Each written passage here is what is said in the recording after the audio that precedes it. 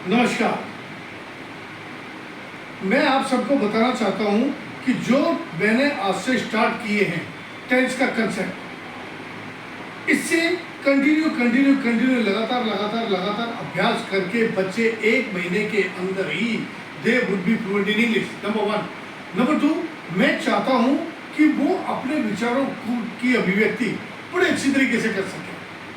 I need to से just they would be the best communicator, क्योंकि communication skill इतना जबरदस्त स्किल है कि उससे इंसान अपने जो भी उसके अंदर काबिलियत है उसको जाहिर कर सकता है, उसको बता सकता है, उसको एक्सप्रेस कर सकता है। और अच्छा कम्युनिकेटर यानी कि एक अच्छा वक्ता ही जिंदगी में आगे बढ़ता है।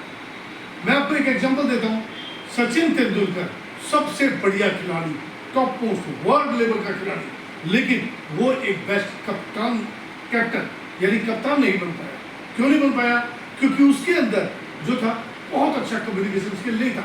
उसके विपरीत अपोजिट देखें तो महेंद्र सिंह धोनी उतना बढ़िया खिलाड़ी नहीं था जितना बढ़िया सचिन तेंदुलकर था, लेकिन he has a very good communication skill. That's why he became the captain of Indian team.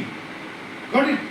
तो समझो इस बात को। और पेरेंट्स से भी मेरा अनुरोध है कि आप इन चीज़ों को इग्नोर ना करें।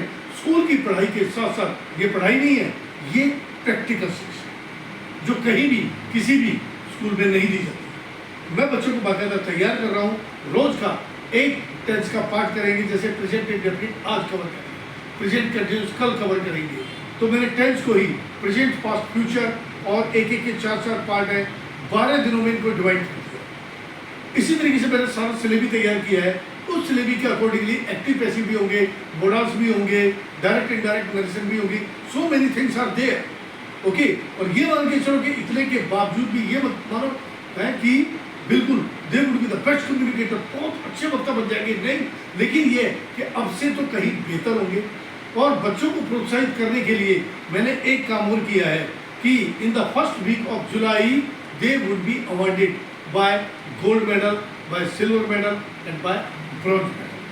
The best communicator will be awarded by gold medal, as well as the